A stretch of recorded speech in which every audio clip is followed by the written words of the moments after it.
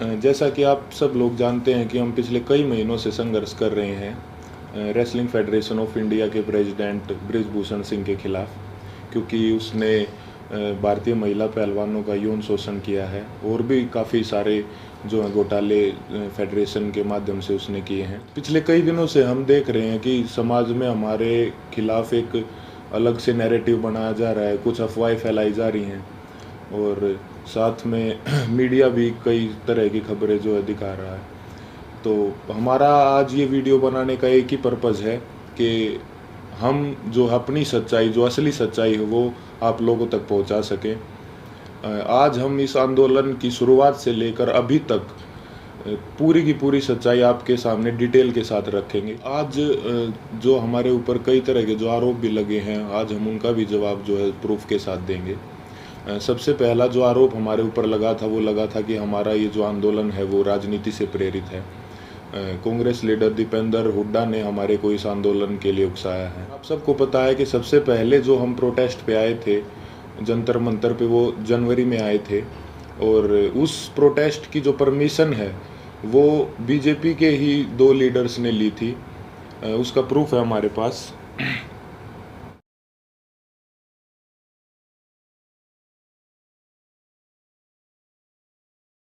Protest की जो permission जो जंतर मंतर थाने से ली गई थी वो बीजेपी लीडर तीर्थ राणा और बीजेपी लीडर बबीता फोगाट ने जो वो परमिशन ली थी, जिसका प्रूफ भी अभी हमने आपको दिखाया।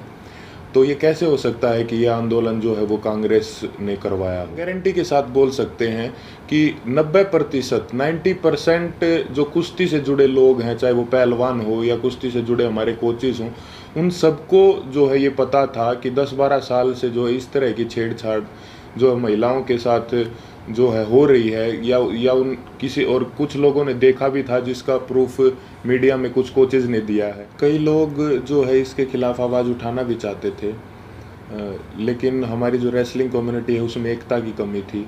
अगर किसी ने जो सिंगल अगर ये आवाज़ उठाने का फैसला भी किया तो वो बात जो है रेसलिंग जो है फेडरेशन के प्रेसिडेंट तक पहुंच जाती थी और उस आदमी के कैरियर में दिक्कत आना स्टार्ट हो जाती थी। लगातार और बार बार हमने सभी को बताया है कि जो हमारी लड़ाई वो सरकार के खिलाफ नहीं है, हमारी लड़ाई जो है रेसलिंग फेडरेशन के प्रेसिडेंट के खिलाफ है, क्योंकि जो भी शोषण उसने किया है, जो भी रेसलिंग के लिए गलत किया है, वो उसने फेडरेशन के पद पर बने रहते हुए किया है।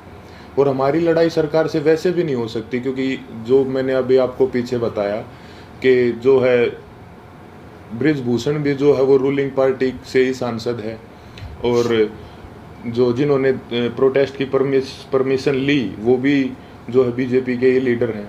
तो इससे तो ये साफ होता है कि भाई हमारी लड़ाई सरकार के साथ नहीं थी। और हमारे ऊपर दूसरा आरोप ये भी था कि हम इतने टाइम तक चुप क्यों थे। तो इसके कई कारण हैं। सबसे पहले तो एकता की बहुत कमी थी, एक साथ कभी हम हो ही नहीं पाए। और इसका दूसरा कारण तो आप समझ ही सकते हैं कि माइनर जो लड़की जिसने 161 के बयान दिए, फिर 164 के, उसके कई दिन बाद जो है उसने अपने बयान बदले, क्योंकि उसके परिवार को डराया गया, धमकाया गया। तो सिंगल आवाज़ उठा भी कैसे सकते थे। कुश्ती में आने वाले सभी खिलाड़ी बहुत ही गरीब परिवार से होते हैं, उनमें हिम्मत नहीं होती वो इतनी बड़ी व्यवस्था और इतने पावरफुल आदमी के खिलाफ आवाज़ उठा सके। और वो सब आप लोगों ने महसूस भी कर लिया होगा कि इंडिया के टॉप रेसलर्स ने मिलकर आवाज़ उठाई और उसके बावजूद भी उन्हें किन किन हालातों से गुजरना पड़ा। 28 तारीख को महिला पहलवानों के साथ जो व्यवहार हुआ वो पूरे देश ने देखा है। कैसे उनको ज़बरदस्ती घसीटा गया और कैसे जो उनको ज़बरदस्ती अरेस्ट किया गया, जबकि हमने कोई भी जो है कानून नहीं तोड़ा था, ना ही किसी संविधान का उल्लंघन किया था। फिर भी हमारे ऊपर जो है इतना ज़ोर ज़बरदस्ती का और इतना बर्बर व्यवहार जो है किया गया पुलिस प्रशासन द्वारा। हम आप सबको ये क्लियर कर देना चाहते हैं कि जो 28 मई की जो महिला सम्मान महापंचायत की जो कॉल थी वो हमने नहीं दी थी, वो हमारे खाप चौधरियों ने दी थी महम में पंचायत के बाद। हमारे को तो कुछ समय के बाद जो है इस फैसले के कुछ समय बाद हमारे को ये पता चला कि 28 तारीख को जो है नए संसद भवन का उद्घाटन भी है। फिर भी जो है हमने हमारे बड़े बुजुर्गों के आदेश का जो है पालन किया, जिसके परिणाम स्वरूप जो है हमारे को इस तरीके से बर्बरतापूर्वक घसीटा गया रोड पे, और जो है हमारे को प्रोटेस्ट साइट से भी जो है ज़बरदस्ती हटा दिया गया। 28 तारीख को जो घटना हमारे साथ हुई उसने हमें अंदर से तोड़ दिया था। हमने देश के लिए इतने पदक जीते, देश का इतना मान सम्मान बढ़ाया, फिर भी हमारे मान सम्मान को जो है वो सड़कों पर रोन दिया गया। उस घटना के बाद हम जो है इतने आहत हो गए थे, इतने परेशान हो गए थे कि वो बात हम वर्ड्स में भी नहीं बता सकते। हमें कुछ समझ नहीं आ रहा था कि हमारे साथ ये क्यों हुआ। उसके बाद हम सब ने अपने सारे मेडल्स गंगा जी में विसर्जित करने का फ़ैसला लिया, क्योंकि हमें वो अपने सारे मेडल्स बेईमानी नज़र आ रहे थे। लेकिन फिर हरिद्वार में भी हम सब इस तंत्र की साजिश का शिकार हो गए। जैसे ही हम हरिद्वार में अपने मेडल बहाने पहुँचे तो तंत्र से जुड़ा एक आदमी बजरंग का हाथ पकड़ के साइड में ले गया और उससे पता नहीं कितने नेताओं की बात करवाई कि आप रुको, आपके बारे में मीटिंग चल रही है और आपको न्याय भी मिल जाएगा, आप बस 7 बजे तक रुको। और कैसे भी करके जो है 7 बजे तक बजरंग को जो है रोक के रखा, और एग्जैक्ट 7 बजे तंत्र से जुड़े और भी इसी तंत्र से जुड़े लोग पता नहीं कितनी संख्या में वहाँ पे पहुँच जाते हैं, और वहाँ पे जो है व्यवस्था इस तरह की बन जाती है कि अगर उसके बाद हम मेडल बांधने जाते तो वहाँ पे हिंसा भी हो जाती। तो वहाँ भी हमने फिर समझदारी जो है दिखाई और जो है रुकने का निर्णय लिया कि अभी हम रुक जाते हैं। और एक और बात क्लियर कर दे कि वो मेडल हमने सिर्फ अपने कोचेज़ को और अपने माँ बाप को वापस दिए थे। वहाँ पे क्या चल रहा था ये हमारे को कुछ समझ में ही नहीं आ रहा था।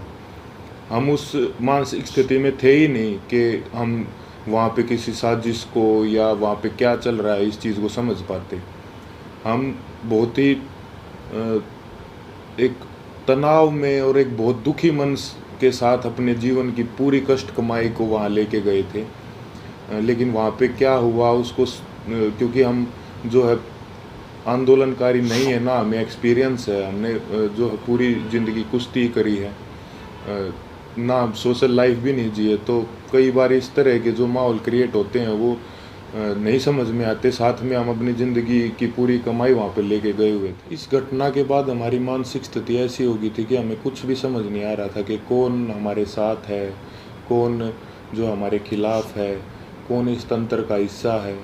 हम दिमाग के रूप से बिल्कुल जो है ब्लैंक आउट हो गए थे। और फिर उसके बाद कई लोग हमारे को मिलते रहे, कुछ समझाते रहे, हमारे को कुछ समझ नहीं आ रहा था कि किस पे विश्वास करें और किस पे ना करें। इसी बीच ये समझाया गया हमको कि होम मिनिस्टर सर से आपको मिलना चाहिए, क्योंकि जो है सारे समाधान वहीं से निकलेंगे। हम वहाँ पे सिर्फ अपनी बात रखने के लिए गए थे। और अब ये भी सुनने में आ रहा है कि कई खापे जो हैं वो हमसे नाराज़ हैं। मैं सबसे हाथ जोड़ के यही विनती करना चाहूँगा कि आप प्लीज़ अफवाहों पे ध्यान मत दो। अगर अनजाने में हमसे कोई गलती भी हुई हो तो हमें माफ़ करो। इतने दिन लगातार संघर्ष करने के बाद, इतने लोगों से मिलने के बाद हमने क्या महसूस किया है, क्या सीखा है, ये तो अभी हम आपको वर्ड्स में नहीं बता सकते।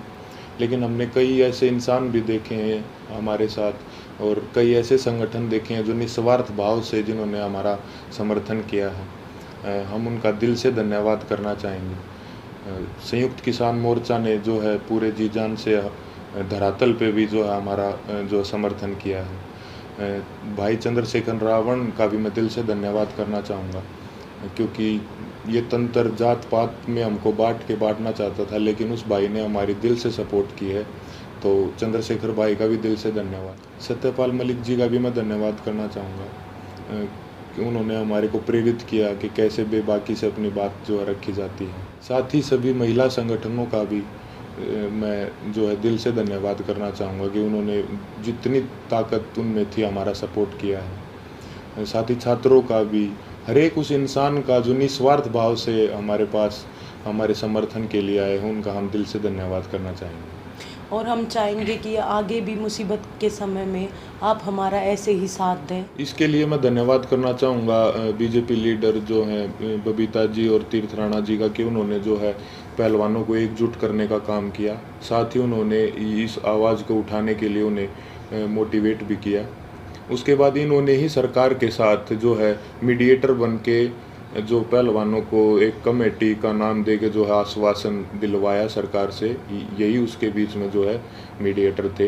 हालांकि वो बस एक आश्वासन ही निकला, क्योंकि उसके बाद जो है उस कमेटी का कोई रिज़ल्ट नहीं निकला और रेसलिंग फेडरेशन ने अपना काम वापस से वैसे ही सुचारू रूप से जारी रखा, जिसकी वजह से फिर हमें 3 महीने के बाद वेट करके जब हमें न्याय नहीं मिला तो हमें दोबारा जो है वो जंतर मंतर पर आना पड़ा। हम अपने माध्यम से सभी देशवासियों को ये संदेश भी देना चाहते हैं कि कभी भी किसी के साथ भी अगर कोई अन्याय होता है तो हमें जो है हमेशा ही एकजुट होने की जो ज़रूरत रहती है और होना चाहिए हमें एकजुट, क्योंकि हमने इतने इस दौर में यही महसूस किया कि कहीं ना कहीं तंत्र हमारी एकता की कमी है, जो हम बटे हुए हैं उसका ही ये फ़ायदा उठाता है।